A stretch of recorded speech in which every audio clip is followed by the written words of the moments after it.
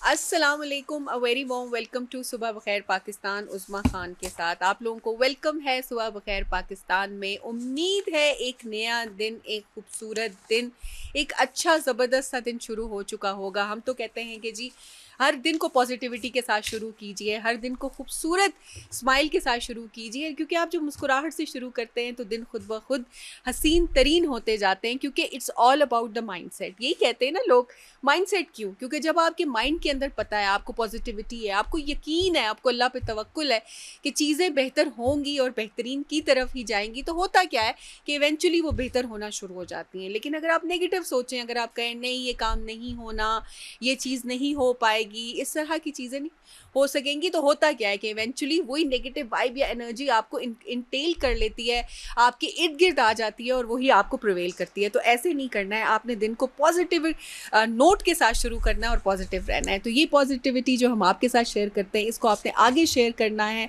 आगे जो और लोग हैं उनके साथ बताना है, ताकि होता है ना, कंटेजियस होती हैं इस तरह की चीज़ें, एक से दूसरा, दूसरे से तीसरे की तरफ फैले। और इसके साथ साथ आप जितनी पॉजिटिविटी फैलाएंगे, अल्लाह ताला आपको मुस्बत रहने के ऊपर ज़रूर सवाब देंगे। तो अभी हमारे साथ मौजूद हैं तलहा, जो कि रिपोर्टर हैं रोज़ न्यूज़ के। आज हम करने लगे हैं आज इनसे इम्पोर्टेंट बातचीत। अस्सलाम वालेकुम तलहा, आप लाइन पे मौजूद हैं? वालेकुम सलाम। जी मैं मौजूद हूँ। जी तलहा, कैसे हैं आप? खैरियत से हैं? अल्हम्दुलिल्लाह, आप कैसी हैं? अल्हम्दुलिल्लाह, मैं भी खैरियत से हूँ, ठीक हूँ। तो ये खलीज बंगाल का जो डीप डिप्रेशन आ रहा है, पाकिस्तान के लिए ख़तरा है जी 31 जुलाई से 2 अगस्त तक। तो क्या लगता है आपको, ये क्या बारिशों से परेशानी होने वाली है? जी बिल्कुल, सबसे पहले तो बहुत शुक्रिया मुझे शो में लेने के लिए। और यू आर पाकिस्तान में वेलकम। मॉनसून का जो स्पेल है वो दाखिल हो चुका है ऑलरेडी, और जिसके बाद पाकिस्तान के बाद इलाकों में जो बारिश का सिलसिला है वो वक्फे वक्फे से जारी है। और ये खलीज बंगाल से में बनने वाला जो डीप डिप्रेशन है, ये उस स्पेल को मजीद ताकतवर कर सकता है, और उसकी वजह से पाकिस्तान के बाद इलाकों में अर्बन फ्लडिंग का खतरा भी जो है वो मौजूद है। और इसकी वजह से खलीज बंगाल से जो आने वाली मॉनसून हवाएं हैं और बहेरा अरब में पाई जाने वाले ज़्यादा नमी है, उसकी वजह से ये स्पेल अभी कंटिन्यू किए हुए है ओवरऑल पाकिस्तान में। खित्ता पोटोहार में, शहर इक़्तिदार में भी बारिश का सिलसिला वक्फे वक्फे से जारी है। तो ये सिस्टम मजीद ताकतवर इस स्पेल को कर सकते हैं। और ये जो अभी खलीज बंगाल में बनने वाला डीप डिप्रेशन है, ये इस वक्त भारत की जो रियासतें हैं छत्तीसगढ़ और इसके साथ उड़ीसा, वहाँ पर मौजूद है। जैसे जैसे ये पाकिस्तान के साहिल के करीब आएगा तो पाकिस्तान में जो शदीद बारिशें खासकर सिंध के बेशतर अजला में वो ज़्यादा रिकॉर्ड की जा सकती है। और अगले 2 रोज़ के दौरान सक्खर, शहीद बेनज़ीराबाद, बद्दीन, छछियारी, दादू, मीरपुर खास, उमरकोट, चंडू, मोहम्मद खान, जैकबाबाद के अलावा शिकारपुर के इलाकों में जो बारिश है वो ज़्यादा रिकॉर्ड की जा सकती है, शदीद बारिश रिकॉर्ड की जा सकती है। और इसके साथ कराची के बाज़ इलाकों में कम वक्त के दौरान शदीद बारिश, मूसलाधार बारिश रिकॉर्ड की जा सकती है। और यहाँ पर ये मैं ज़रूर कहूँगा कि जब कराची में कम वक्त में ज़्यादा बारिश रिकॉर्ड होगी तो वहाँ का जो इंफ्रास्ट्रक्चर है उसकी बेस पर ये कबल अजीम जो माहिरीन है वो ये कह रहे हैं कि यहाँ पर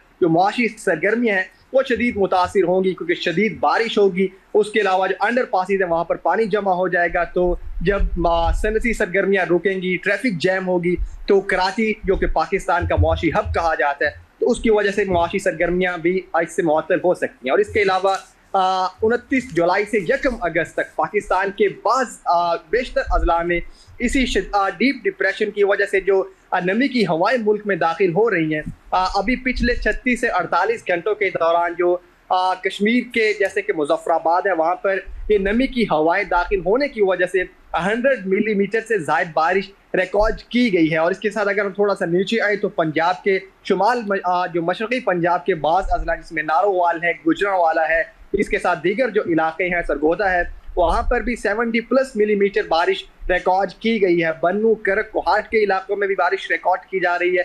शहर इक़्तिदार में भी बारिश का सिलसिला वक्फे वक्फे से जारी है।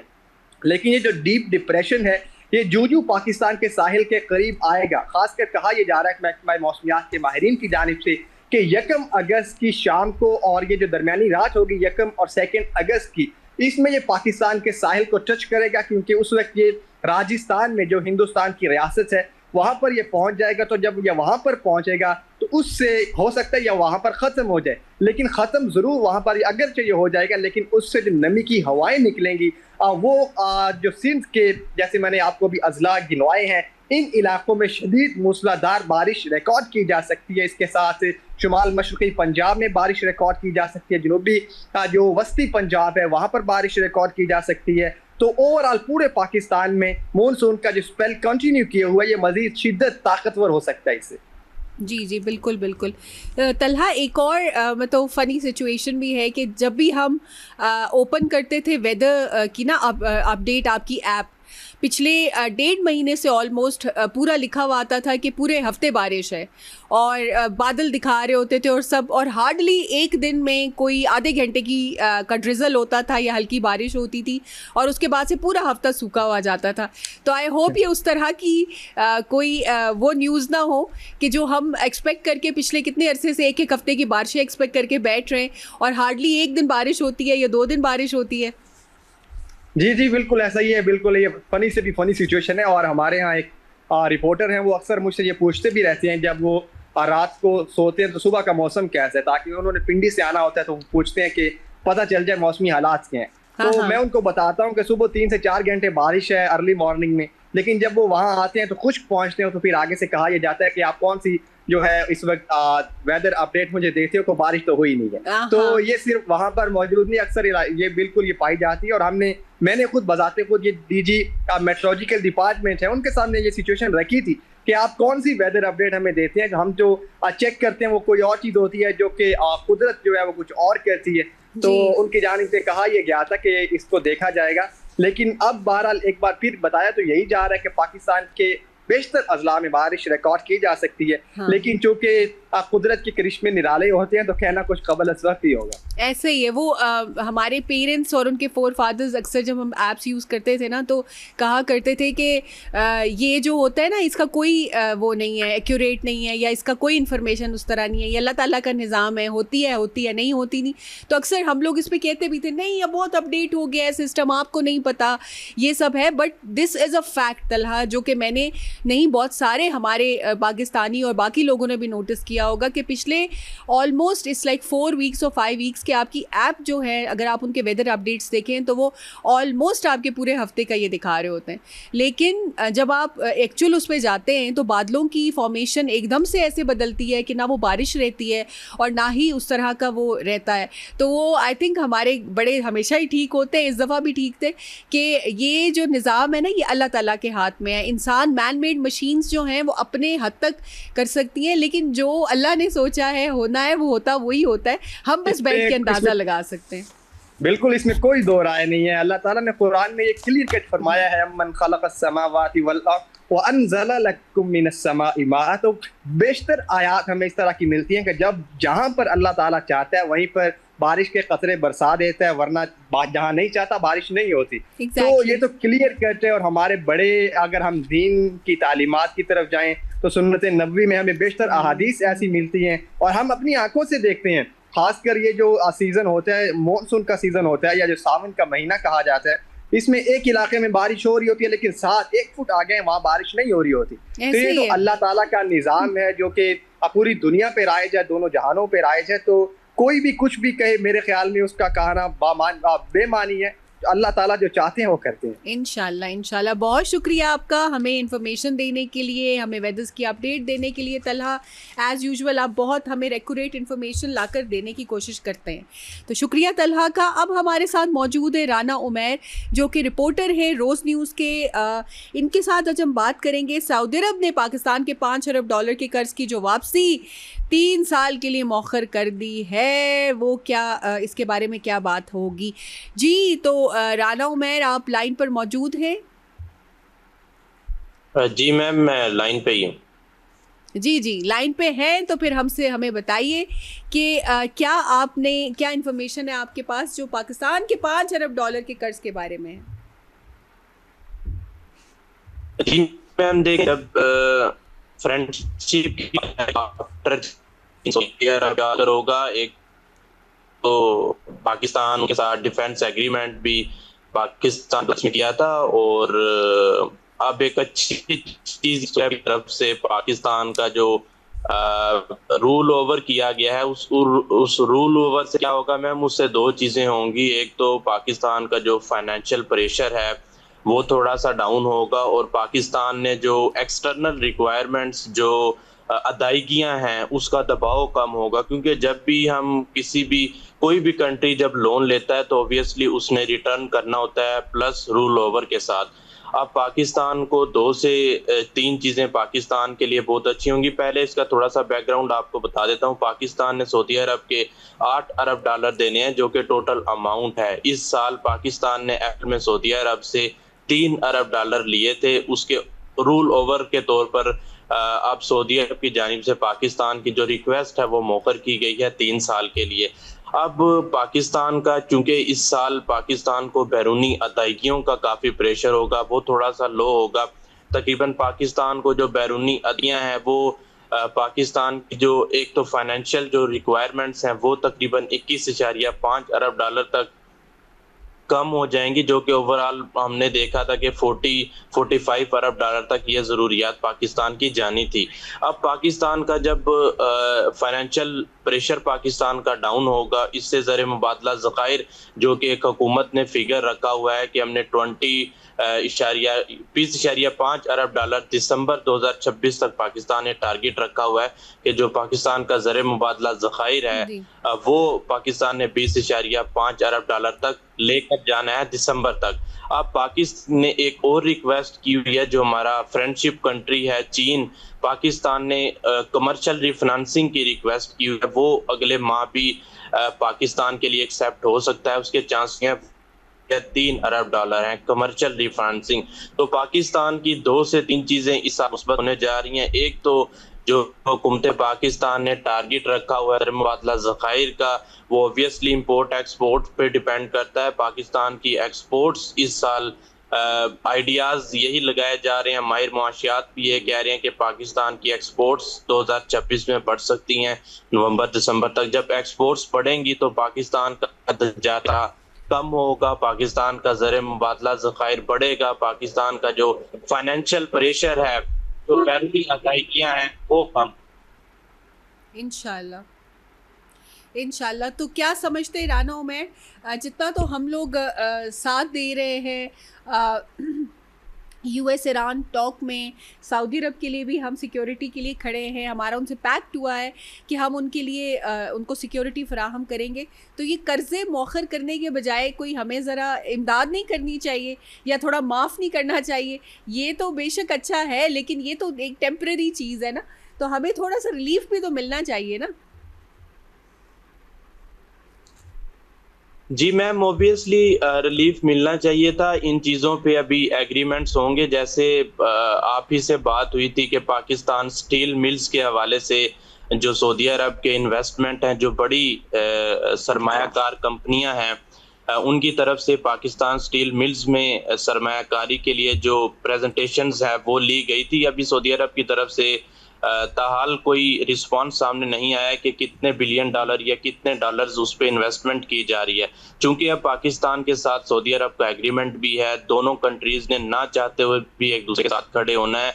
वो कोई फाइनेंशियल सपोर्ट हो, वो कोई वार सपोर्ट हो, इन्वेस्टमेंट हो, इंपोर्ट एक्सपोर्ट हो, तो इन सारी चीज़ों में एक दूसरे के साथ ही खड़ा होना है। तो ये एक अच्छी चीज़ है मैम। इससे रूल ओवर 3 अरब डॉलर के जो हैं वो पाकिस्तान के बढ़ेंगे, और ये एक अच्छी चीज़ है। पाकिस्तान को ओब्वियसली रिलीफ देना चाहिए, बट पाकिस्तान की जो स्ट्रेटजी है वो भी अब देखनी होगी कि पाकिस्तान की स्ट्रेटजी के साथ एज एन इन्वेस्टमेंट के तौर पर, इंपोर्ट एक्सपोर्ट के तौर पर सऊदी अरब के साथ जाएगा।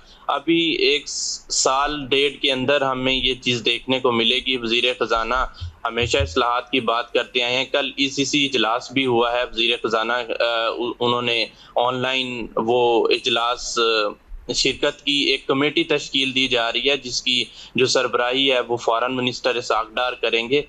अब उस सरबराही में क्या क्या चीज़ें तय की जाएंगी, उस कमेटी में क्या क्या चीज़ें तय की जाएंगी, ओबियसली एक तो गंदम का हमारा बहुत बड़ा इशू है, वो डिस्कस किया जाएगा, और 2 से 3 चीज़ें जो फॉरेन कंट्रीज़ के साथ हमारी एक्सपोर्ट्स चूँकि डाउन हुई हैं, और एक टारगेट हमने सेट किया हुआ है दिसंबर तक के ज़र मुबादला ज़खायर 20 अरब डॉलर तक लेके जाने हैं। तो सरमायाकारी के भी होप्स हो कि ये फ्यूचर प्लान्स मुरतब हो सकते हैं।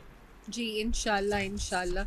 तो इसी वजह से आई थिंक हम लोग ज़्यादा से ज़्यादा अगर इस पे तवज्जो दें तो आई थिंक हम अपनी ना सिर्फ सऊदी अरब के साथ, ईरान के साथ भी अपनी ट्रेड को बेहतर बना के ये अपॉर्चुनिटीज़ को हम लोग लेकर आ सकते हैं सामने, और पाकिस्तान की इकॉनमी को इवेंचुअली काफ़ी बेहतर बना सकते हैं।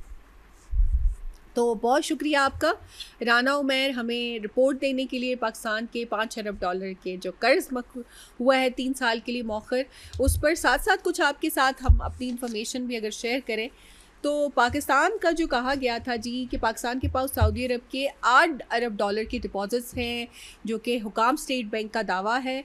सऊदी अरब ने पाकिस्तान के $5 अरब के कर्ज़े के वापसी 3 साल के लिए जो मौखर की है, उसके ज़रिए स्टेट बैंक ने कहा कि $5 अरब के रोल ओवर से पाकिस्तान पे फौरी अदायगियों का दबाव कम होगा।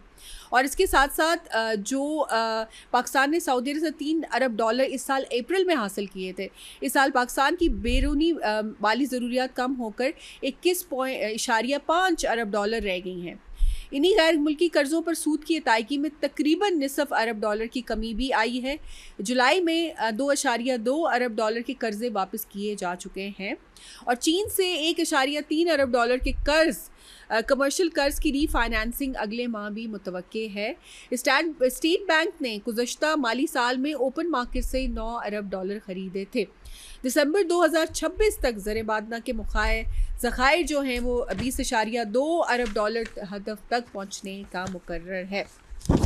तो ये थी जी हमारी कुछ इंफॉर्मेशन रिगार्डिंग जो हमारा सऊदी अरब ने कर्ज़ा का किया है, उसके साथ साथ चाइना और बाकी ममालिक का भी हम लोगों ने देखा है कि किस तरह से हो सकता है। कुछ न्यूज़ आपके साथ शेयर करते हैं जी।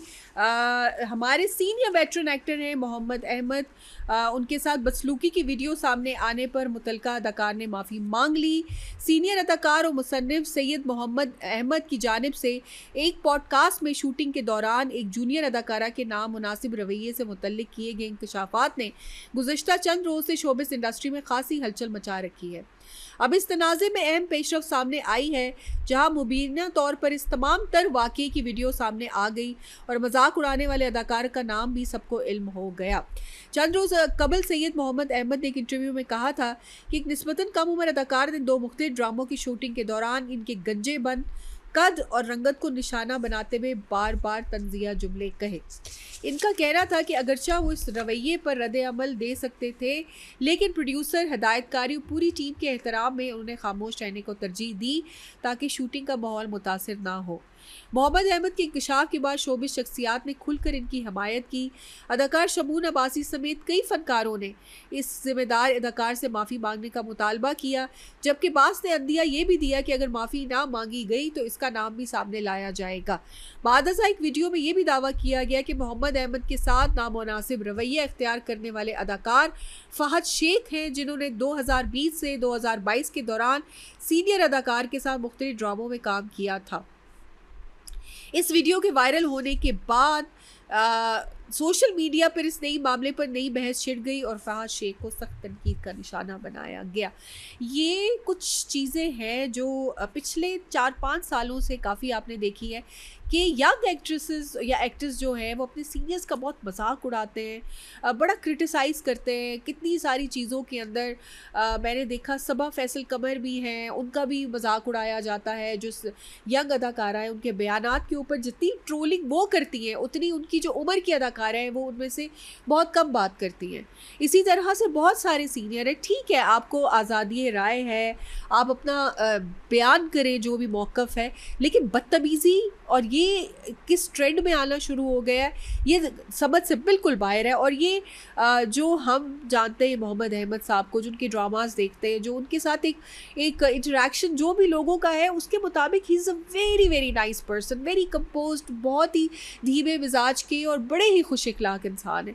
अब आप खुद क्या हैं, मतलब जो ये बने हुए हैं, इनकी अगर आप खूबसूरती देखें तो इतनी फेक है, आधे ज़्यादा फिलर्स हैं, लाइटें इनकी लगी हुई हैं, 10 इनके एक्टर्स हैं, मेकअप इनके मुंह पर होता है, उसके बावजूद आप किसी के कद का, बालों का और उसके गंजेपन का मजाक उड़ा रहे हैं, और वो इतनी उम्र के हैं। क्या आपको घर में तरबियत नहीं दी जाती है? क्या आपके कोई आपको इस तरह का सिखाया नहीं जाता कि ये आपके बड़े हैं, इनके साथ मजाक की कोई हद होती है? और मजाक भी क्यों करें? आप इंडस्ट्री में अभी आपने कदम रखा है और आप अपने आप को शाहरुख खान समझना शुरू हो जाते हैं। शाहरुख खान भी कभी ऐसी बदतमीजी नहीं करेगा, आप देखेंगे कि वो कितनी तमीज़ में रहते हैं। तो बहुत अफसोस की बात है जो ये इस तरह की खबरें आती हैं कि हमारा कल्चर इस चीज़ को भी बिल्कुल वो नहीं करता, इसलिए इन चीज़ों का ख्याल रखना चाहिए। तो यहाँ जी वक्त हुआ चाहता है हमारी न्यूज़ ब्रेक का। हमारी न्यूज़ ब्रेक में हमारी टीम कर रही है आपका इंतज़ार। जल्दी से लेते हैं ब्रेक, वापस आते हैं और देखते हैं कि कौन सी मेहमान है जिनसे आपको मिलवाना है। See you after a short break. जी welcome back after the break. हमने ली थी ब्रेक ताकि आपको न्यूज़ के साथ साथ बाकी जो बड़ी न्यूज़ है ना जी, वो हमारी टीम आपको कर सके इन्फॉर्म। अभी हमारे पास मौजूद है हमारे एक स्पेशल गेस्ट जिनके साथ हम करेंगे बातचीत। जो आपको पता है कि सऊदीया भी अब ये ईरान पाकिस्तान की जो ईरान यूएस के साथ जो जंग है जिसमें पाकिस्तान मेडिएशन का रोल कर रहा था, उसमें ये लोग भी शामिल हो चुके हैं। कुछ हमले वगैरह हुए हैं कल भी रात को, और उनकी वजह से बहुत सारे हर दिन एक नया अपडेट होता है जो इस जंग के अंदर हम देख रहे हैं। इन्हीं सारे आप कह सकते हैं कि एनालिसिस को डिस्कस करने के लिए, इन्हीं को देखने के लिए हमने इन्वाइट किया है ब्रिगेडियर रिटायर टीपू सुल्तान साहब को, जो कि हैं दफाई तज्जिया कार। इनसे आज बात करते हैं कि क्या अपडेट्स हैं। जी welcome to the show brigadier साहब। थैंक यू जी। तो सर बताइए कि क्या आपके पास एनालिसिस है, शेयर कीजिए हमारे साथ प्लीज। जी देखिए, बात यह है कि जो अमेरिका और इसराइल के जो अज़ाइम है इस खित्ते में, जिन लोगों को पहले समझ थे वो भी अभी जो है ना खुल के सामने आ गए और उनको समझ आ गई है। अमेरिका और इसराइल कभी भी इस खित्ते को इस तरह नहीं छोड़ना चाहते जिसमें ईरान एक पावरफुल मिडल पावर बन के निकले। तो ये उनकी तमाम तर जो उनके एक्शन है और या उनके नेगोशिएशन है या उनके डिप्लॉयमेंट ऑफ फोर्सेस जो है, उनके इरादे हैं, उनके बयानात में ये धोखाधड़ी पे जो है वो मबनी थे। अब नेतन्याहू वहां पे गया हुआ है, तो अब तो अमेरिका और इसराइल जो है वो उन्होंने दिफाई एक किस्म की यगानगत भी कर ली है। और ट्रंप जो है वो बिल्कुल यहूदियों की पॉकेट में है, और वो उसके मिड टर्म पोल्स जो है आ रहे हैं और उसकी पॉपुलैरिटी डाउन है और बहुत वॉरेड है और एक पॉपेट बन गया। और अमेरिका के अंदर देखिए उनकी जो डोमेस्टिक 18-19 एजेंसीज हैं, उन्होंने ये कहा था कि ईरान की जंग जो है अमेरिका को बहुत महंगी पड़ेगी, और अमेरिका के अंदर भी ये सवालात उठ रहे हैं कि ये जंग अमेरिका की थी या इसराइल की है। तो मेरे ख्याल में अब जो चीज है वो ये है कि मेरे ख्याल में अरब मुल्कों का और मुसलमान मुल्कों का फेट जो है वो नेतन्याहू और ट्रंप जो है बंद कमरे में जो है वो उसको डिस्कस कर रहे हैं। मुसलमान मुल्कों को इस चीज का इदराक नहीं है, वो किस तरीके से जंग में झोंके जा रहे हैं। और मेरे ख्याल में अगर इनका इत्तेहाद नहीं हुआ, इनको असल खतरा तो इसराइल और अमेरिका से है। तो क्या फिर मुसलमान ममालिक जो है वो इसराइल की तोसी पसंदी जो है उसको बढ़ावा दे रहे हैं या अपना दिफा कर रहे हैं? तो ये बात बहुत सोचने की है कि जो तालीमात नबी करीम सल्लल्लाहु अलैहि वसल्लम की आपस में इत्तेहाद के जो क्लास, कलर, क्रीड, एथनिसिटी और बिलोंगिंग से नहीं है, बल्कि मुसलमान मुल्क जो है मुसलमान एक है और एक दूसरे की वो हिफाजत कर रहे हैं। तो इसके बिल्कुल बरक्स मुसलमान जो है वो मुसलमान मुल्कों पे जो हमला आवर कुव्वतें हैं गुज़श्ता 3 दहाइयों से, जिन्होंने अनगिनत मुल्क जो है डिस्टेबलाइज किए, 110 मिलियन मुसलमान ये मार चुके हैं और इनकी एपेटाइट अभी भी है। और खतरा मुझे ये है कि नेतन्याहू ने जाके अमेरिका में एक चीज जरूर और भी डिस्कस की होगी, वो ये कि अगर ईरान इनसे काबू नहीं आता है तो रिलेंटलेस बमिंग, कन्वेंशनल बमिंग के अलावा तो और उनके पास क्या ऑप्शन है। उन्होंने कहा भी है कि हम और भी ऑप्शन कंसिडर कर रहे हैं, तो और इसके बाद तो ऑप्शन न्यूक्लियर ऑप्शन ही होती है। तो मेरे ख्याल में ये एक बहुत प्रोफाउंड बात है। पाकिस्तान जो है उसमें तेल की कीमतें जो है वो तकरीबन 400 रुपए पर लीटर पहुंच गई हैं। और मेरे ख्याल में अगर ये जंग जारी रही तो हमें फ्यूल शॉर्टेजेस का और बहुत ज्यादा सीरियस डिस्क्रिपेंसीज का जो है ना वो सामना करना पड़ेगा। और मेरे ख्याल में हमें ईरान से तेल मंगाने की और इंपोर्ट करने की थ्रू लैंड रूट एक जरूरत है, एक वायदे की और एक तरसील की। तो ये बहुत जरूरी है। I think Pakistan should think ahead कि अब होने क्या जा रहा है और उसके आगे कौम को भी आगाह करना चाहिए और हमें भी इस चीज का इदराक होना चाहिए कि अभी आगे हमने क्या करना है। क्योंकि विद इन मिडिल ईस्ट जो फाइट है मुसलमान मुल्कों के बीच में, उसमें पाकिस्तान की पार्टिसिपेशन जो है वो स्ट्रेटेजिकली इनकरेक्ट होगी। तो सूरत-ए-हाल बहुत ज्यादा फ्लूइड है और ये जंग रुकने वाली नहीं है। इसमें पॉजेज जरूर आएंगे लेकिन ये रुकने वाली नहीं है। और वो लोग जो ये कह रहे थे कि ईरान को इस अपॉर्चुनिटी से फायदा उठाना चाहिए और ईरान की ये गलती है और वो गलती है, वो नाबल्द लोग जो है उनको ये समझ नहीं है कि यहूदियों की और नसरानियों की जो इकट्ठ है उसके स्ट्रेटेजिक एम्स क्या है। देखिए, एक तो उन्होंने मार्जिनलाइज कर लिया अरब मुल्कों को और दूसरा ये है कि ये डिग्रेड कर रहे हैं बतदरीज ईरान को। ईरान खड़ा रहेगा अपनी जगह पे और ईरान अगर डूबता है तो मुसलमान मुल्कों को उसका कतन कोई फायदा नहीं है, नुकसान ही नुकसान है। ऐसे ही है, बिल्कुल बिल्कुल। ईरान जो है ऑब्वियसली बहुत सारी चीज़ों में दूसरों के लिए फ्रंट लाइन है, और स्पेशली इसराइल के मामले में, क्योंकि वो बतदरीज कर रहा है, is going towards different countries of Muslim countries की तरफ वो जा रहा है। और हो यही रहा है इसराइल की तरफ से कि जब वो मुस्लिम कंट्रीज़ को अप्रोच कर रहे हैं तो ईरान एक शील्ड के तौर पे उस पर खड़ा है। लेकिन इशू यही बन रहा है कि इसमें क्योंकि अब सऊदी अरब भी आ चुके हैं, सऊदी अरब का ये है कि जी हम पर हमले हो रहे हैं हौसियों के और सब, तो पाकिस्तान को रिस्पॉन्ड करना चाहिए ऑन बिहाफ ऑफ सऊदी अरब।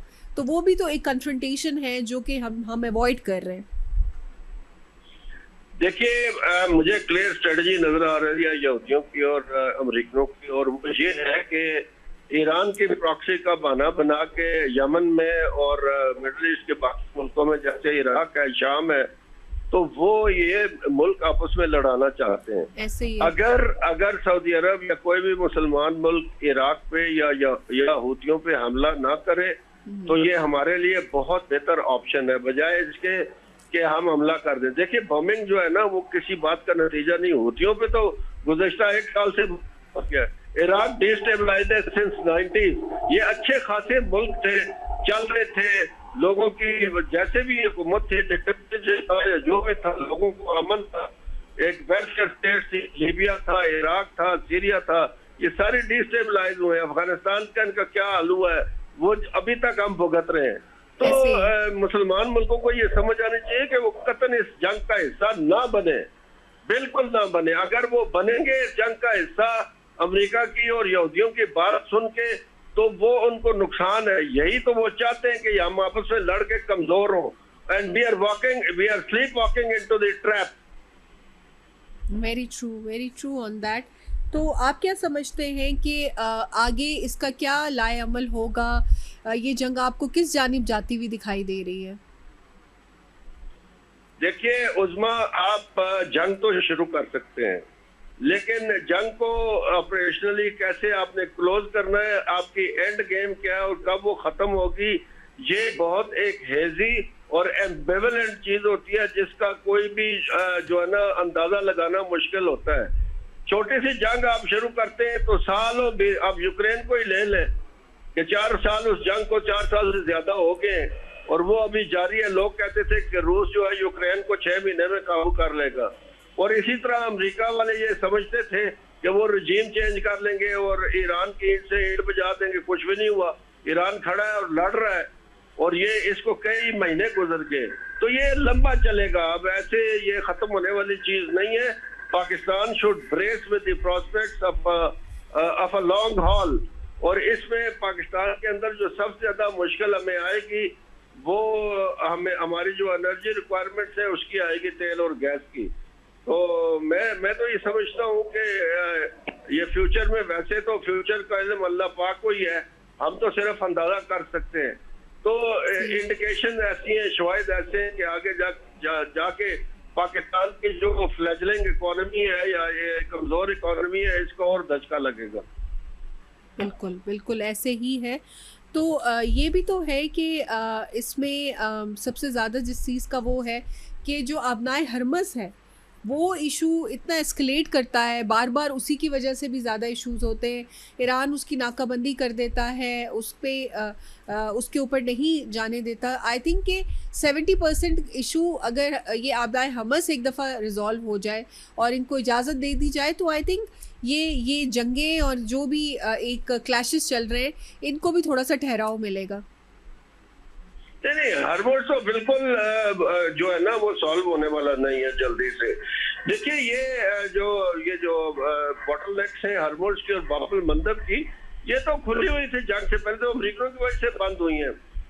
कुछ अहदाफ सुपर ताकतों के छुपे हुए होते हैं जंग के, वो आपको मुलव्वस रखते हैं जी, हाँ जी ये ईरान की प्रॉक्सी है और ये एटम बम बनाने लगा और ये प्लान हो गया, ढेंग हो गया।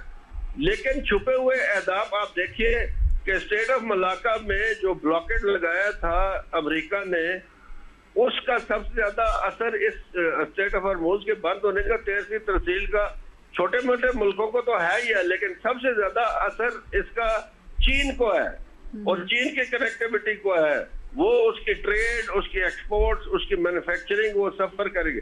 चीन ने ये कोशिश की कि वो उसको ये चीज का इदराक था कि ये साउथ चाइना सी के अंदर और मलाका के अंदर हम रिस्ट्रिक्ट हो सकते हैं, तो उन्होंने लैंड बेस्ड कनेक्टिविटी क्रिएट की, जैसे ग्वादर है या सी पैक है या म्यांमार और के थ्रू जो है वो चिटागांव से आगे वो बे ऑफ बंगाल में आना चाहता है।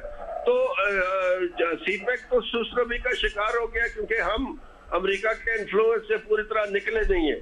होना तो ये चाहिए था कि this route should have been up and running, तो इसमें हिंदुस्तान भी नहीं चाहता, अमेरिका भी नहीं चाहता, वो मिलके उन्होंने टेररिज्म भी फैलाया, सारा कुछ किया। तो ये जो पाकिस्तान के अंदर टेररिज्म हो रहा है, कल भी अंगूर में हुआ है, बलूचिस्तान में हुआ है, कश्मीर के जो हालात हैं, ये सारे के सारे आप अगर जमा करें तो इस वक्त तो अमेरिका जो है वो पाकिस्तान के खिलाफ कोई बयान नहीं दे रहा या कुछ और नहीं कर रहा, लेकिन अमेरिका और पाकिस्तान के जो ताल्लुकात हैं आपस के, उनकी जो तारीख है वो बहुत गुफ्तबे है, बहुत अनरिलायबल है। अमेरिका जो है वो एक बहुत अनरिलायबल एलाई है। वो जैसे हेनरी किसिंजर ने कहा था ना कि to be a friend of America is dangerous, to be an enemy of America is dangerous but to be a friend of America is फेटल।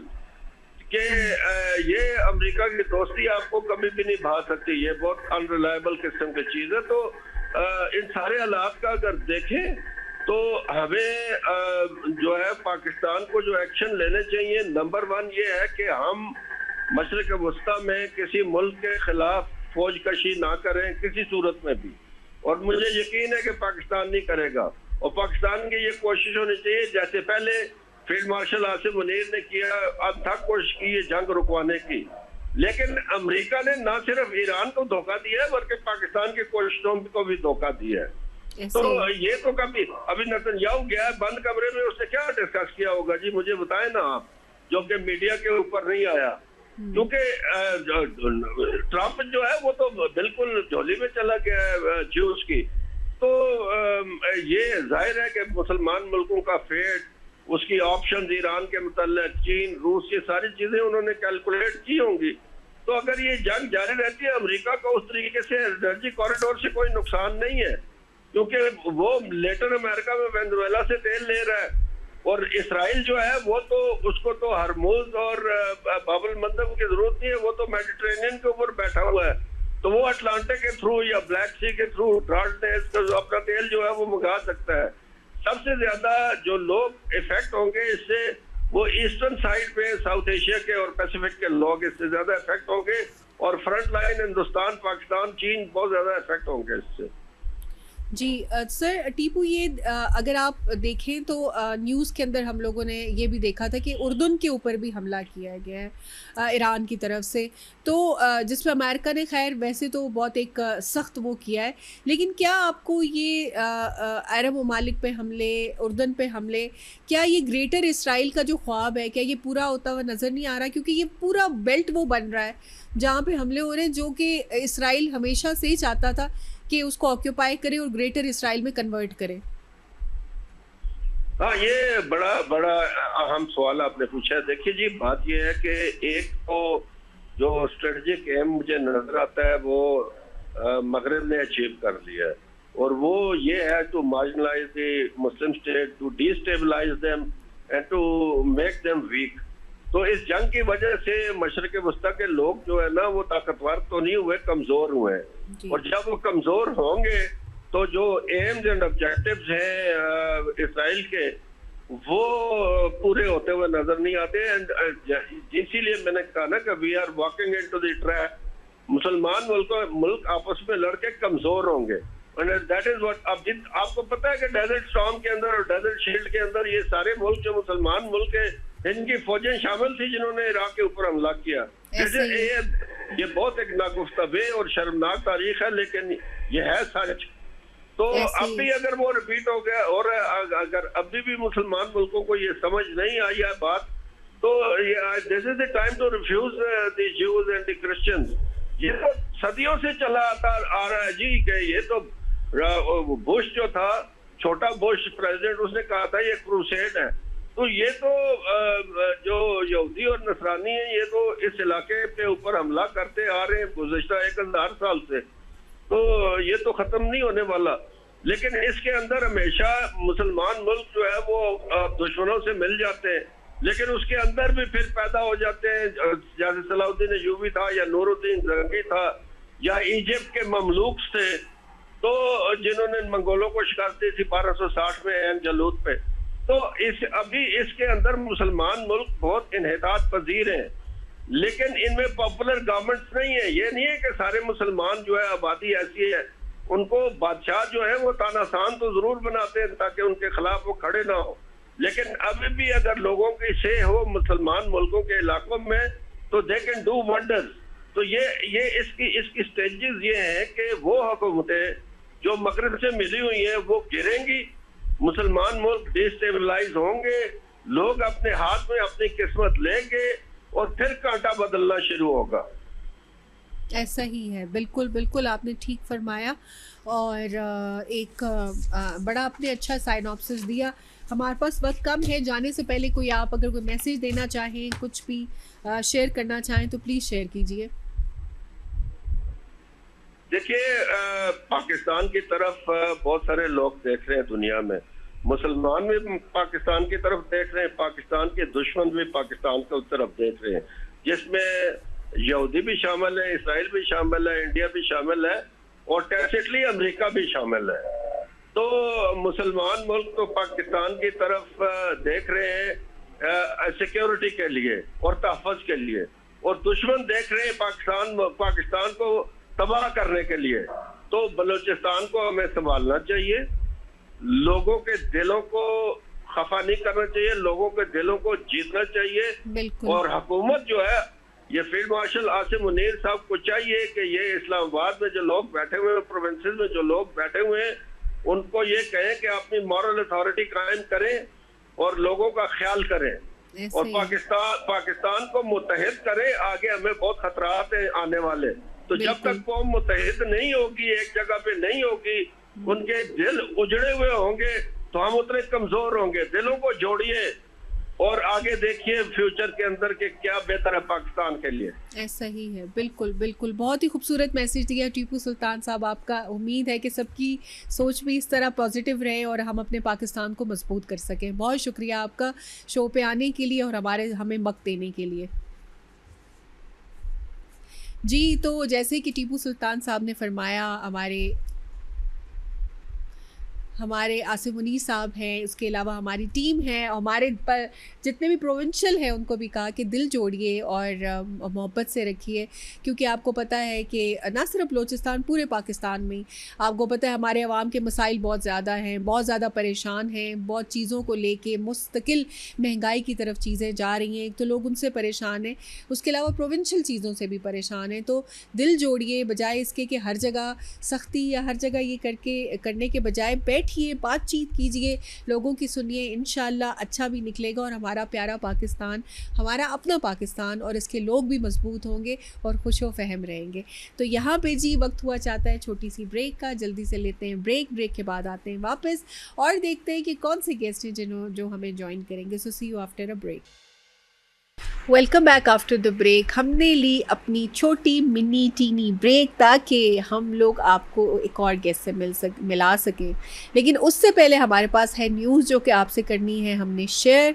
जी तो क्या है ये न्यूज़? कहते हैं जी बैरूनी मुल्क से भिखारियों की बेदखली के वाक़यात में 75% कमी रिकॉर्ड की गई है, और सीनियर हुकाम के मुताबिक वफाकी तहकीकाती इदारे FIA के सख्त इमिग्रेशन इक़दामात और मसनूई ज़हानत पर मबनी मुसाफिरों की जांच के निज़ाम के नफाज के बाद बैरून मुल्क भीख मांगने की पाकिस्तानी शहरियों की बेदखली में 75% कमी रिकॉर्ड की गई है। इसी तरह यूरोप में गैर कानूनी सरहदी दाखिलों में भी 47% कमी रिकॉर्ड की गई है। FIA के सीनियर अफसर डॉक्टर अतर वहीद ने हिंदी न्यूज़ को बताया कि बैरून मुल्क भिखारियों की बेदखली के वाक़यात में 75% कमी आई है, जबकि जाली सफरी दस्तावेज़ात के बाइस बेदखल किए जाने वाले पाकिस्तानियों की तादाद में 31% रिकॉर्ड की गई है। इन्होंने कहा कि 2024 के मुकाबले में देखा जाए तो 2025 के दौरान यूरोपीय ममालिक से पाकिस्तानी शहरियों की बेदखली में भी 16% कमी आई है।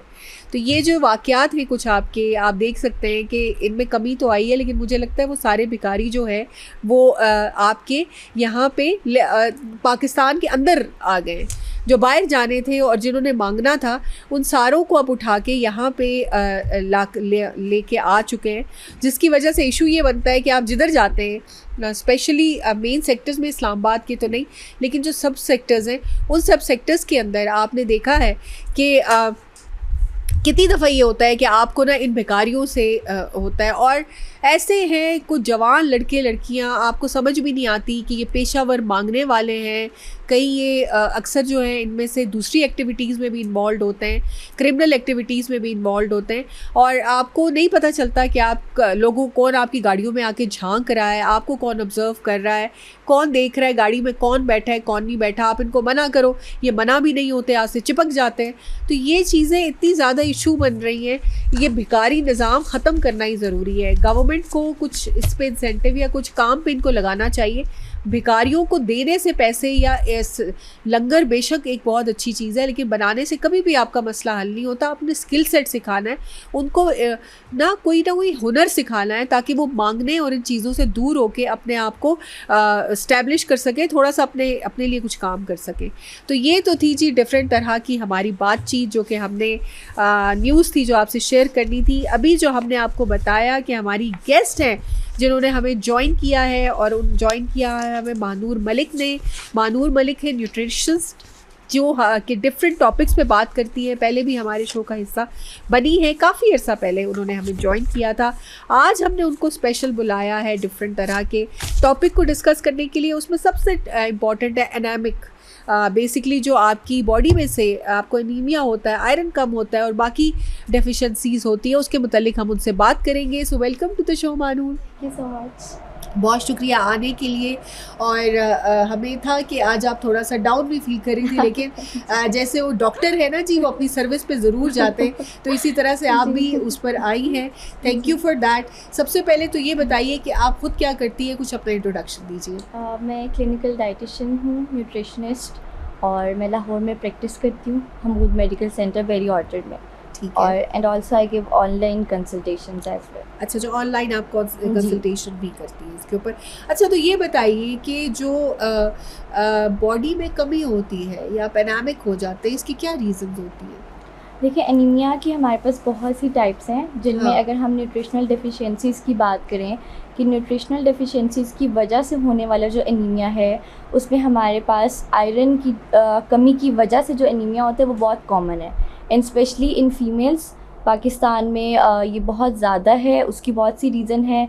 आपका अगर मेंस्ट्रुअल जो है आपका साइकिल, अगर वो आपका हेवी ब्लड फ्लो है, एक वो रीज़न हो सकती है, ठीक है। प्रेगनेंसीज़ में गैप नहीं आता, वो रीज़न हो सकती है। और वैसे भी ओवरऑल आपकी हमारी जो फीमेल्स में आयरन नीड्स ज़्यादा होती हैं कंपैरेटिवली। अगर हम देखा जाए तो मर्दों से हमारी जो नीड्स हैं वो ज़्यादा है, एंड ड्यूरिंग प्रेगनेंसी भी ज़्यादा होती है। फिर उसके बाद आपकी वो जो आयरन स्टोर्स हैं वो प्रॉपर आपकी अगर डेफिशिएंसी हुई है वो पूरी नहीं हुई भी होती, ठीक है। इसके अलावा भी है कि ऐसे भी हो सकता है कि आपकी उस तरह से एब्जॉर्प्शन प्रॉपर नहीं हो रही आयरन की, ये भी एक रीज़न हो सकती है, ठीक है। जैसे सीलिएक डिजीज़ है, उसकी वजह से भी आपकी आयरन डेफिशिएंसी होगी, which can lead to anaemia, iron deficiency anaemia. हाँ।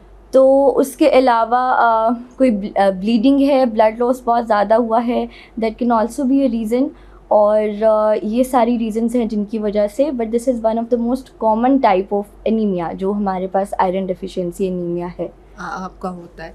तो इसको बेहतर कैसे किया जा सकता है? इसको आप कैसे बॉडी के अंदर इसको ना बेहतर कर सकते हैं, इस डेफिशिएंसी को? सबसे पहले तो हमें उसके कॉज़ का पता होना चाहिए कि उसका एग्जैक्ट कॉज़ है क्या हमारे पास। उसके बाद आपकी जो डाइट है उसमें आपका आयरन का इंटेक बहुत अच्छा होना चाहिए। आपका आयरन इंटेक अच्छा हो, उसके साथ ये है कि आपकी जो फॉलिक एसिड है और विटामिन B12 है, उसका भी आपने इंटेक करना है प्रॉपर, अगर उसकी आपकी डेफिशिएंसी है तो, ठीक है। और उसके अलावा ये कि जब तक आपकी अगर इस तरह का कॉज है, जैसे मैंने आपको बताया कि सीलिएक डिजीज़ है, या फिर ये भी होता है कि अल्सर्स होते हैं स्टमक में है, ठीक है। तो आपकी अगर आपको स्टमक अल्सर है तो जब तक आपका वो ठीक नहीं होगा तब तक जब तक वो ठीक नहीं होगा तो आप जितनी भी अपनी आयरन की उसको इंटेक को, कंजप्शन को बेहतर भी कर लेंगे तो वो आपकी एनीमिया आपका तब तक ठीक नहीं हो सकता। ठीक है। तो आपकी उस कंडीशन को, उस कॉज को पहले ठीक करना ज़रूरी है, लेकिन इसमें डाइट बहुत ज़्यादा रोल प्ले करती है कि आपने आयरन के जो है हमारे पास सबसे ज़्यादा रेड मीट आ जाता है, ठीक है, जो सबसे अच्छा सोर्स है। उसमें भी जो कलेजी है जो हमारे ऑर्गन मीट है, बिल्कुल। लेकिन उसकी बहुत सी और रीजंस हैं जिसकी वजह से हम हर एज ग्रुप के लोगों को हम ये नहीं रिकमेंड कर सकते कि आप रेड मीट का ही कि आप रेड मीट का ही इस्तेमाल करके तो आप अपनी आयरन की जो है वो पूरी कर लें, अपनी डेफिशिएंसी, ठीक है। तो उसके बाद हमारे पास चिकन आ जाता है, फिश आ जाती है, जो उसके बाद हमारे पास ये एक अच्छे सोर्सेज हैं। उसके अलावा जितनी भी हमारे लेंटिल्स, चिकपीस, बीन्स, ये बहुत अच्छे सोर्स हैं आयरन के, और स्पिनच है, जितनी हमारी लीफी ग्रीन वेजिटेबल्स हैं, सब्ज़ पत्तों वाली सब्जियां, ठीक है। ये वो नहीं बता रही कि हमारी टॉप जो वो प्रायोरिटी है वो ये नहीं होनी चाहिए, लेकिन इनको भी हम ऐड कर सकते हैं, और इनमें भी ये भी आयरन कंटेनिंग फूड्स हैं, ये भी हमारे पास ऑप्शंस है। उसके अलावा पम्पकिन सीड्स हैं, ये भी एक बहुत अच्छा सोर्स है आयरन का। और जब भी आप आयरन रिच फूड्स को अपनी उसमें ऐड करना शुरू करें तो आप उसके साथ, अगर आपको एनीमिया है या आपकी ज़रूरी नहीं होता कि आपकी आयरन डेफिशिएंसी की वजह से आपको एनीमिया हो जाए, ठीक है। मतलब शुरू में ऐसे भी हो सकते हैं कि आपको जस्ट आयरन डेफिशिएंसी हो, लेकिन आपका वैसे आपके CBC ठीक आ रहा है, आपका जो कंप्लीट ब्लड काउंट जो टेस्ट होता है अगर आप वो देखें तो वो नॉर्मल है, लेकिन ये एक साइन है। अगर आपको पहले से ही फटीग हो रही है, आपको थकावट महसूस होती है, आपको डिजीनेस, ये मैं एनीमिया के सिम्टम्स बता रही हूँ, ठीक है। ये थकावट रहती है, आपको लगता है कि हेडेक्स हैं, आपका हार्ट रेट फास्ट रहता है, ठीक है, और आप थोड़ा सा भी काम करें तो आप फील करते हैं कि आपको बहुत ज़्यादा थकावट हो गई है, ठीक है। आपका जो स्किन कलर है वो आपका पेल है, और आपको ऐसी चीज़ों की क्रेविंग होती है जो नॉन एडिबल है, ठीक है। जैसे बर्फ़ हो गई, आइस है, आपने देखा होगा बच्चे भी अक्सर खा रहे होते हैं कि मट्टी खा रहे हैं, रॉ राइस खा रहे होते हैं। तो ऐसी चीज़ें जो हमारे फूड्स जिनको हम कंसीडर नहीं करते, क्ले खाने की वो क्रेविंग हो रही होती है, इसको हम पीका कहते हैं, इस कंडीशन को। और ये जो है ये हमें एनीमिया का एक साइन है कि आपको ऐसी चीज़ों की क्रेविंग होगी, ठीक है। तो ये सारे हाँ हाँ, ये कुछ आपके ऐसे सिम्टम्स होते हैं जी जो कि आपके साथ इस पे आ रहे होते हैं, और साथ साथ आपने इन चीज़ों का भी ख्याल करना होता है कि बहुत सारी इस तरह की बातें होती हैं कि जिसके अंदर ना इट्स वेरी इंपॉर्टेंट कि आप ना इन चीज़ों को कंट्रोल करें और इन चीज़ों को स्पेशली देखें कि खैर ये तो आपने फूड के इंटेक्स पे उस पर बताया कि जितने ज़्यादा आप इनकी डाइट में इन चीज़ों को बेहतर करेंगे वो आपके लिए बेहतर हो जाएंगी, लेकिन इससे पहले जो रूट कॉज है उसको हटाना ज़रूरी है। पाकिस्तान में हमारे पास हर 10 में से जो 4 फीमेल्स हैं वो आयरन डेफिशिएंसी एनीमिया का शिकार हैं, और उसके यही रीज़न जैसे मैंने आपको पहले बताई हैं कि these are one of the जो सबसे मोस्ट जो कॉमन रीजंस हैं वो ये हैं। अच्छा, ठीक है ठीक है। तो ये इसको बेहतर करने के लिए भी ये सारी चीज़ें हैं, लेकिन साथ साथ ये है कि ऑब्वियसली सबसे पहले आपने देखना है कि आपका आयरन बन क्यों नहीं रहा, ये एब्जॉर्ब क्यों नहीं हो रहा, उसके लिए उन चीज़ों का ख्याल रखना ज़रूरी होता है। ठीक है, तो अच्छा साथ में ये बताएं कि क्या ऐसे कर सकते हैं चीज़ें जिसकी वजह से ना ज़्यादा से ज़्यादा आप ये समझ रहे हैं कि सेहत आपकी एक तो ये कि not just that you are going to have a good life, like आपकी उस तरह से बेहतर हो, लेकिन साथ में आप अपनी डाइट और रूटीन को किस तरह से बेहतर करें कि ये चीज़ें आपकी ना इसके ऊपर इशू बन सके। अच्छा, हाँ जी, एक तो मैं इसमें ये चीज़ ऐड करना चाहती हूँ। हाँ हाँ ठीक है। एक तो ये चीज़ ऐड करना चाहती हूँ कि जब आप आयरन का करेंगे, उसकी जब आप बेहतर करते हैं, अपनी कंजप्शन बेहतर करते हैं, तो उसमें आपने विटामिन सी का जो है ना वो बहुत उसका ख्याल रखना है, क्योंकि विटामिन सी उसकी एब्जॉर्प्शन को बढ़ा देता है, इन्हेंस कर देता है। तो आप कोशिश करें कि जब आप आयरन का इस्तेमाल कर रहे हैं आइदर थ्रू सप्लीमेंट्स और थ्रू डाइट तो देखें आपने लेके चलनी है, सप्लीमेंट्स भी आपको लेने पड़ेंगे, कोई भी आपको टैबलेट लेनी पड़ेगी उसकी फॉर्म में, लेकिन उसके साथ आप जब तक अपनी डाइट ठीक नहीं करेंगे, जब तक आप आयरन रिच फूड्स जैसे मैंने आपको बताए हैं पहले कि उनका जब तक आप इस्तेमाल करना शुरू नहीं करेंगे, अपनी रूटीन का पार्ट नहीं बनाएंगे, तब तक आपकी आयरन स्टोर्स फुल नहीं होंगे बॉडी में। तो आपने उसके साथ विटामिन सी का इस्तेमाल बढ़ाना है ताकि उसकी आयरन की एब्जॉर्प्शन बेहतर हो। विटामिन सी में हमारे पास गावा आ जाते हैं, जितने हमारे सिट्रस फ्रूट्स हैं वो सबसे अच्छे सोर्स हैं विटामिन सी के। उसके अलावा जैसे कि टमाटोज़, गावाज, ये सारी चीज़ें हमारे पास, ऑरेंजेस, ये सारे विटामिन सी के बेहतर सोर्सेज हैं। ठीक है। एक और चीज़ वो ये है कि कैल्शियम का आपने अगर उसका सप्लीमेंट्स ले रहे हैं कैल्शियम के, या कैल्शियम जैसे हमारे डेयरी प्रोडक्ट्स हैं जो कैल्शियम का सबसे अच्छा सोर्स है, उनको आपने एटलीस्ट 2 से 3 घंटे के गैप के साथ जब भी आप आयरन रिच किसी फूड का इस्तेमाल करें या आप सप्लीमेंट ले रहे हैं आयरन का, तो आपने ये गैप देना है ताकि क्योंकि जो कैल्शियम है जैसे मैंने आपको बताया कि विटामिन सी उसको इन्हांस कर देता है एब्जॉर्प्शन को आयरन की, और उसी तरह से जो कैल्शियम है वो इसकी एब्जॉर्प्शन को रोकता है।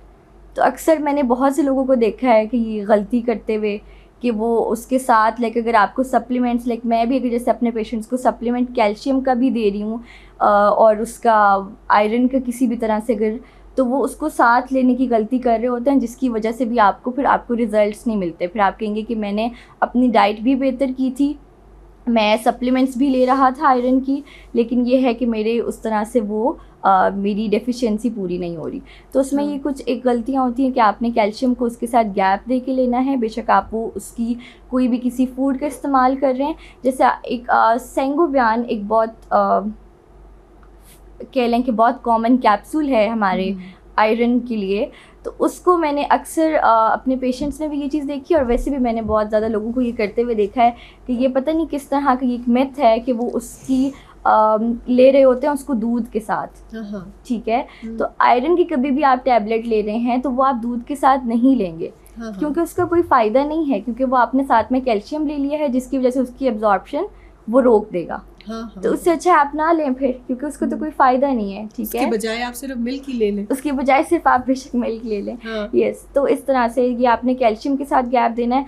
और वैसे भी जब आप आयरन सप्लीमेंट की तरफ आते हैं, सप्लीमेंटेशन की तरफ, तो फिर ये है कि आपने अपना थोड़ा सा वो शुरू में इट टेक्स टाइम कि आपको शुरू में थोड़ा सा वो हो सकता है कि आपको थोड़े से डाइजेस्टिव इश्यूज़ हो सकते हैं, लेकिन वो आपने देखना है कि फिर ऑब्वियसली कि इट टेक्स टाइम कि आपकी डोज कितनी एडजस्ट हो रही है और किस तरह से।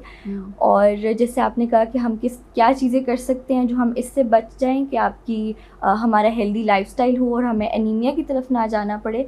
तो हेल्दी लाइफस्टाइल के लिए यही है कि सबसे पहले आप अपनी बैलेंस डाइट को मेंटेन करें, बैलेंस डाइट की तरफ आएँ, आप अपने वेट को मेंटेन करें, अपनी बॉडी के अकॉर्डिंग आपका BMI नॉर्मल होना चाहिए, आपकी डाइट जो है वो बैलेंस्ड। देखिए आयरन डेफिशिएंसी एनीमिया का भी एक सबसे बड़ा कॉज ये है कि जो हमारी कुछ रिस्ट्रिक्टिव डाइट्स जो हम करते हैं जिनके रिज़ल्ट में ये चीज़ हो जाती है, ठीक है। उसके अलावा हमारी वेजिटेरियन डाइट्स हैं जिनकी वजह से हमें एनीमिया हो सकता है, हमारा उसके बीच में कोई भी किसी भी तरह का आयरन का कोई सोर्स इंक्लूडेड नहीं होता, जिसका हमें रिज़ल्ट ये निकलता है कि इवेंचुअली हमें एनीमिया हो जाता है। तो हम सिर्फ एनीमिया की बात नहीं है, वैसे ही अगर आपने हेल्दी लाइफस्टाइल गुजारना है तो आप बैलेंस डाइट को लेके चलें। हर न्यूट्रिएंट उतना ही इम्पॉर्टेंट है, कुछ की रिक्वायरमेंट ज़्यादा है, कुछ की रिक्वायरमेंट कम है, लेकिन हम ये नहीं कह सकते कि इन चीज़ों की हमें रिक्वायरमेंट नहीं है। तो हमारी बॉडी को हर जितने न्यूट्रिएंट्स हैं सबकी रिक्वायरमेंट है। तो हम ये नहीं कह सकते कि हम मीट का इस्तेमाल ज़्यादा करते हैं तो हम सब्जियों को बिल्कुल छोड़ देते हैं, और अगर हम वेजिटेरियन हैं तो हम किसी भी तरह से हम प्रोटीन को नहीं लेंगे, हम आयरन का नहीं इस्तेमाल करेंगे, बिल्कुल ठीक है। तो आप बैलेंस डाइट लेके चलें, अपनी फ़िज़िकल एक्टिविटी को किसी भी तरह से उसको बेहतर करें, आप अपने स्ट्रेस लेवल्स को मैनेज करें।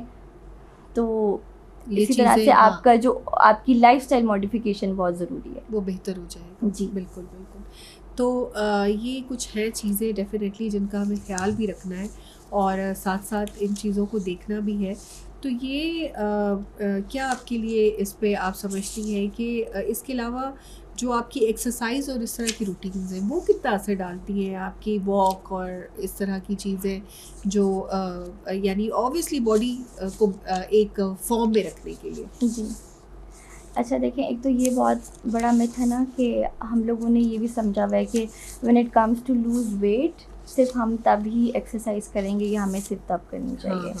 ठीक है, तो हमें उस चीज़ का नहीं ख्याल रहता कि ये हर एज ग्रुप के लिए ज़रूरी है। आप बच्चे हैं तो भी आपके लिए ज़रूरी है, टीनेजर हैं ठीक है, या आप एडल्ट हैं, किसी भी एज में हैं ठीक है, सेम नहीं होगी आपकी एक्सरसाइज एज ग्रुप के अकॉर्डिंग डिफरेंट होती जाएगी ठीक है। लेकिन फ़िज़िकल एक्टिविटी बहुत ज़रूरी है। वो आप किस फॉर्म में कर सकते हैं वो डिपेंड करता है कि आपकी हेल्थ कंडीशन क्या है, आपको कोई डिज़ीज़ है तो वो किस तरह की है, आपके लिए कौन सी किस फॉर्म में करना, किस तरह की फ़िज़िकल एक्टिविटी करना आपको सूट करती है ठीक है, ये मैटर करता है। लेकिन आप ये कभी भी नहीं कह सकते कि आपके लिए ज़रूरी नहीं है, या ये सिर्फ वेट लॉस के लिए है, या सिर्फ आप अपनी फ़िज़िकल अपीयरेंस को बेहतर करने के लिए आप वर्कआउट करें, आप एक्सरसाइज करें। तो इट्स नॉट लाइक दैट। आपकी मसल्स को ज़रूरत है कि आप अपनी रूटीन में एक्सरसाइज को किसी भी फॉर्म में आप उसको ऐड करें, उसको इम्पॉर्टेंट समझें ठीक है। उसके अलावा आपकी ओवरऑल हेल्थ के लिए आपकी बोन्स स्ट्रॉन्ग रहेंगी, आपके मसल स्ट्रॉन्ग रहेंगे, आपके जॉइंट्स स्ट्रॉन्ग रहेंगे, आपका वेट मेंटेन रहेगा। आपकी सिर्फ वेट लूज़ करने के लिए ज़रूरी नहीं है कि आपने फ़िज़िकली एक्टिव ही होना है। आप अंडर वेट हैं आपके लिए तब भी ज़रूरी है, आप ओबीस हैं ओवर वेट हैं आपके लिए तब भी ज़रूरी है, और अगर आपका नॉर्मल वेट है तब भी आपके लिए ज़रूरी है ठीक है। और उसके अलावा ये कि बहुत सी ऐसी बीमारियां हैं जिनमें अगर आपका फ़िज़िकल एक्टिविटी आपकी अच्छी है तो आपको वो उन बहुत सी बीमारियों से आपको बचा सकते हैं ठीक है। और उसके अलावा ये कि आपकी वो नहीं होना चाहिए कि अच्छा मैं टेम्परेरीली अपनी रूटीन में इसको पार्ट बना लेता हूँ ताकि फॉर फिज़िकल अपीयरेंस। तो आप जब तक इसको ये समझेंगे कि आपकी फ़िज़िकल अपीयरेंस के लिए नहीं, आपकी सेहत के लिए ज़रूरी है, तो फिर आप इसको अपनी रूटीन का पार्ट बनाएंगे, अपनी लाइफस्टाइल का पार्ट बनाएंगे, अपने लाइफस्टाइल में ऐड करेंगे। बिल्कुल बिल्कुल। तो आप जाने से पहले हमारा टाइम भी कम, क्या मैसेज देना चाहोगे, किस तरह से चीज़ों को बेहतर किया जा सके, यानी लाइफस्टाइल को किस तरह से बेहतर किया जा सके, स्पेशली फीमेल्स? लाइफस्टाइल को जैसे आयरन पे ही हमने ज़्यादा बात की आज, आपके लिए फ़ीमेल के लिए वैसे ही बहुत ज़रूरी होता है क्योंकि हमारे लिए इसकी रिक्वायरमेंट ज़्यादा होती है। आपकी ओवरऑल बैलेंस डाइट तो हर इंसान के लिए ज़रूरी है, फ़ीमेल्स के लिए भी ज़रूरी है। लेकिन जो कुछ न्यूट्रिएंट्स हैं जिनकी फीमेल्स को ज़रूरत ज़्यादा होती है रिलेटिवली, ठीक है, मेल्स से ज़्यादा, तो आप उनको अपनी डाइट में ज़रूर ऐड करें। उसके अलावा ये कि आप अपने लिए ज़रूर टाइम निकालें फॉर फिज़िकल एक्टिविटी, कि जो भी आपकी रूटीन है, जिस भी तरह से आपके बाकी सारे काम चल रहे हैं, तो आप इसको भी उतना ही ज़रूरी समझें जितने आप बाकी चीज़ों को इम्पॉर्टेंट समझती हैं, और अपने लिए टाइम निकालें। ज़रूरी नहीं है कि आप जिम ज्वाइन कर सकती हैं तो इट्स बेस्ट फॉर यू, लेकिन अगर आपके लिए जिम जाने के लिए टाइम नहीं है या आपको लग रहा है कि बहुत मुश्किल लग रहा है, तो आप किसी भी फॉर्म में कर सकती हैं। आप घर पे कर सकती हैं, कोई भी वर्कआउट कर सकती हैं। उसके अलावा ये कि वॉक तो आई थिंक सबके लिए ही, अगर आप करना चाहें, अगर आपके अनटिल अनलेस कि आपके बहुत ज़्यादा कुछ सीवियर किस्म की कुछ इस तरह की मेडिकल कंडीशंस नहीं हैं जो आपको रोक रही हैं कि आपको वॉक ही नहीं करने दे लेना, तो फिर तो वो एक that is a different situation. तो अगर आपकी बॉडी आपको आपका साथ दे रही है कि आप चल सकते हैं, इवन अगर चहलकदमी भी कर सकते हैं, बिल्कुल जो स्लो वॉक होती है, ठीक है, ब्रिस्क वॉक और इस तरह की चीज़ें अगर आपसे नहीं भी की जा सकती और आप उस एज ग्रुप में हैं कि आपके लिए ठीक नहीं है, तो आप एटलीस्ट वो ही करना शुरू करें, लेकिन उसकी रूटीन सेट करें, ठीक है। और छोटे स्टेप्स लें, टेक स्मॉल स्टेप्स। ये नहीं कि हमने एक दिन में ही जी मैं 1 घंटा वॉक करूँगी, वो 1 घंटा वॉक करेंगी, अगले 3-4 दिन में आपकी बस हो जाएगी। हाँ। क्योंकि आपको पहले आदत नहीं थी, आप डायरेक्ट 1 घंटे पे चली गई हैं, ठीक है। तो आप 10 मिनट से स्टार्ट कर लें, लेकिन स्टार्ट करें ताकि उसकी आपकी रूटीन बने, आपकी कंसिस्टेंसी आए और आप कंसिस्टेंट होके चलें, ताकि फिर वो आपकी रूटीन का पार्ट बन जाए। और ना करने से बेहतर है कि जो आपने 10 मिनट की या 15 मिनट की वॉक की है, बजाय ये सोचने के कि कभी मुझे टाइम मिलेगा, कभी मेरी रूटीन ऐसी होगी तो मैं ये काम करना शुरू करूँगी, तो मैं 1 घंटे के लिए वॉक पे जाया करूँगी, मुझे साथ कोई चाहिए जो मेरे साथ जाए, या मैं अच्छा, तो इस तरह से फिर आपकी बहुत सी चीज़ें निगलेक्ट होती जाती हैं आपकी सेहत को लेके। बिल्कुल। तो बहुत शुक्रिया आपका मानूर, बहुत अच्छी और बड़ी ज़बरदस्त सजेशंस आपने दी, बड़ी कंसाइज और बड़ी प्रिसाइज, जो कि समझने में भी आम फहम और इसके ऊपर अमल भी हो सके। बहुत शुक्रिया आपका शो को ज्वाइन करने के लिए। तो जी हमारे साथ मौजूद थी मानूर, जो कि एक्सपर्ट है, और जैसे कि आपने देखा कि उन्होंने कितना प्रिसाइज आपको समझाया स्टेप बाय स्टेप कि किन चीज़ों को अवॉइड करना है, क्या सिम्टम्स हैं, क्या चीज़ें हैं, किस तरह से बेहतर किया जा सकता है, और ये सिर्फ एक छोटे से एफर्ट से किया जा सकता है। तो जी यहाँ पे अब वक्त हुआ चाहता है हमारे शो का ख़त्म होने का। इंशाल्लाह एक नए प्रोग्राम के साथ उस्मा सुबह बखैर पाकिस्तान में हाजिर होंगी। अभी तक के लिए अल्लाह हाफिज़।